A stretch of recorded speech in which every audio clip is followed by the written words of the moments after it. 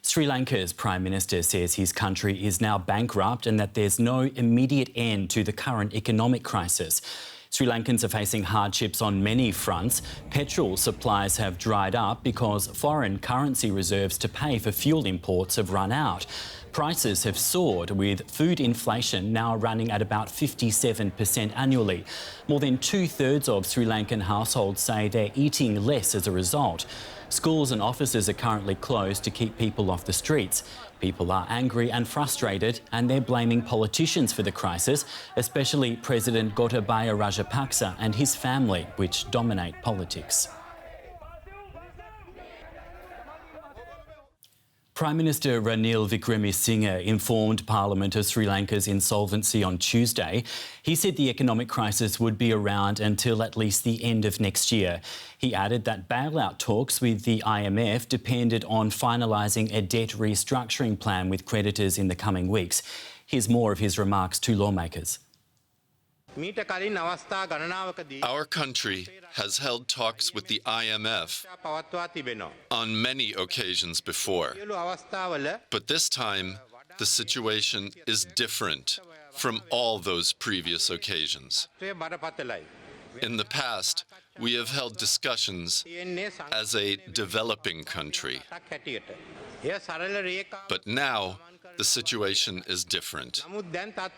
We are now participating in the negotiations as a bankrupt country. Therefore, we have to face a more difficult and complicated situation than previous negotiations. Let's go now to Colombo and speak to journalist Marlon Arisinghe. Welcome to DW News Asia.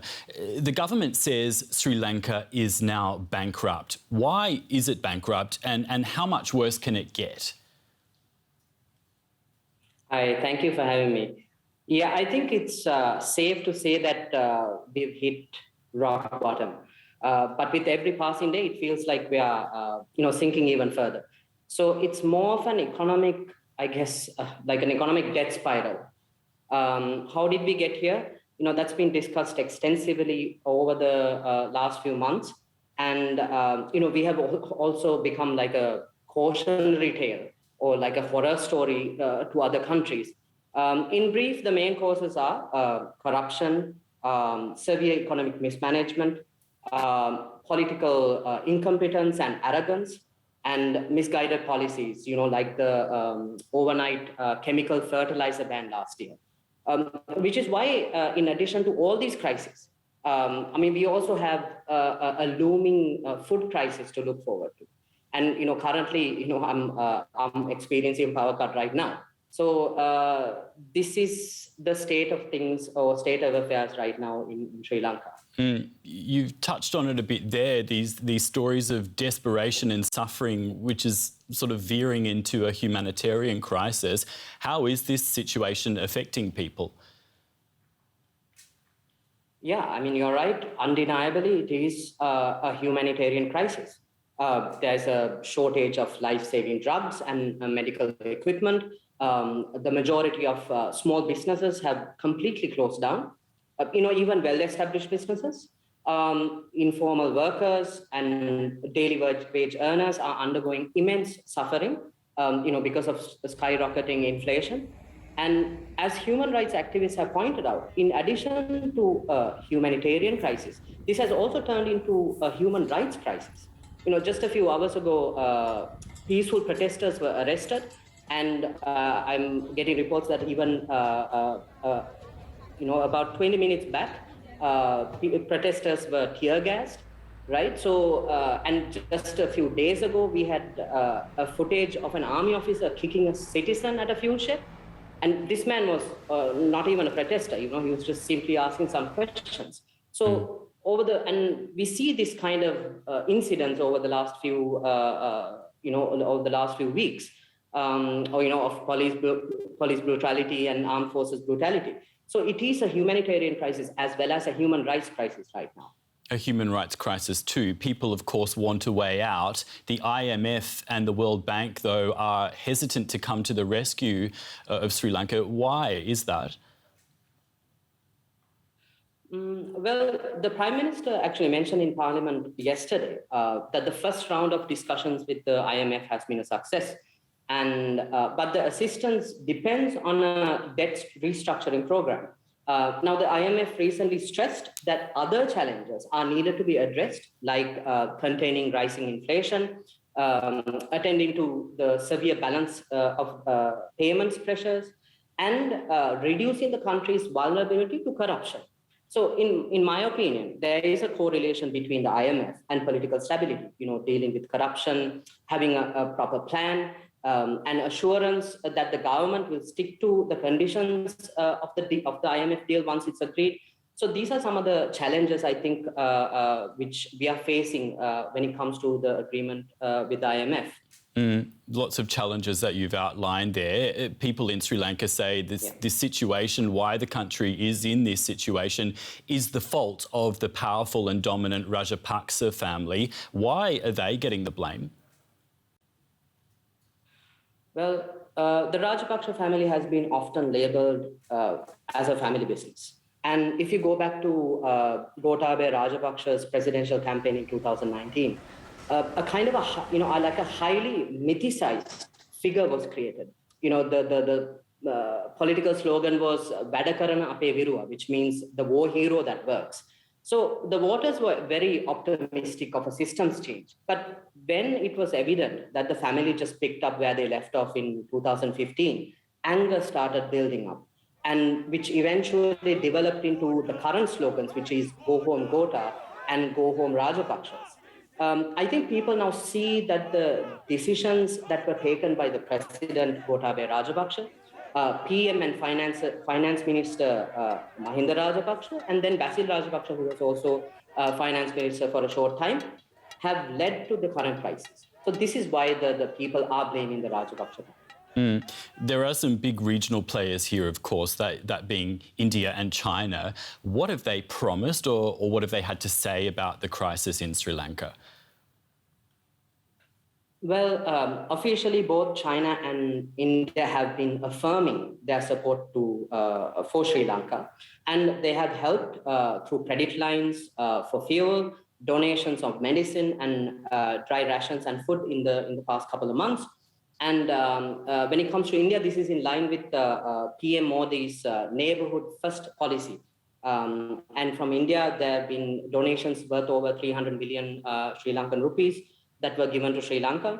And in addition, this is in addition to the USD 3.5 billion economic assistance that they have provided in tranches. So when it comes to China, China has also been helping, and recently, China even praised the Indian government for its ongoing support to Sri Lanka, and they also assured their commitment to help Sri Lanka. That was journalist Marlan Arisinghe in Sri Lanka. We thank you very much for your time. Thank you.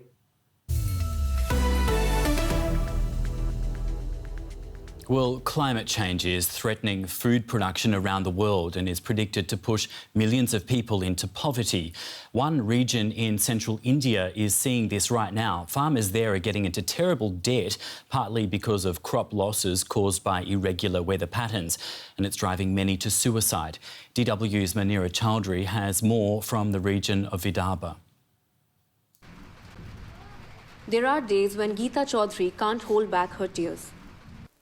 She lost her husband, Bhanudas, 2 years ago. He took poison. The reason? A debt of rupees 150,000. Just a little more than 1,800 euros. He was a farmer, and he took a loan for farming which he could not pay back. I never thought he could take such a step and go away. Before he took his life, he used to be tense, irritable. He used to keep to himself, and the day he took his life, he said nothing at all to anyone. Geeta now takes care of the farm with the help of her son. She says things have become more difficult since Bhanudas died. She is not alone in her grief. In the past decades, tens of thousands of farmers, most of whom sowed cotton, have taken their lives in the Vidarbha region of central India. This area has come to be called the graveyard of farmers. Farmers often have to borrow money to buy seeds and fertilizer. Crop failures or poor yield means they cannot pay the money back. They fall into a cycle of debt and misery. They say they're not getting enough support from the government. Harish Bhagat, a farm activist and a farmer himself, is trying to help. He says the cost of cultivation is increasing.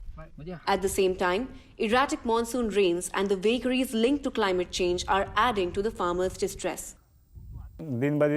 Day by day, a farmer's debt keeps increasing. He starts feeling depressed. After that, he begins to question why he's alive if he is not able to properly nourish and educate his children. Kanta Narayan Mogre knows that depression well. Her husband died by suicide in 2015, unable to pay back his farm debt of rupees 50,000 or about 600 euros. Nobody should go through what I faced. My children suffered, they couldn't complete their education. While Kanta got some financial help from the government, most do not manage to get the meager state compensation to families of farmers who die by suicide. I had to struggle a lot. I went to the authorities multiple times for the compensation, but they kept refusing. Geeta regrets that her husband did not talk to her in detail about his financial problems. Maybe she could have helped. Her hopes and ambitions are not big. Now, she just wants to survive so she can bring up her son.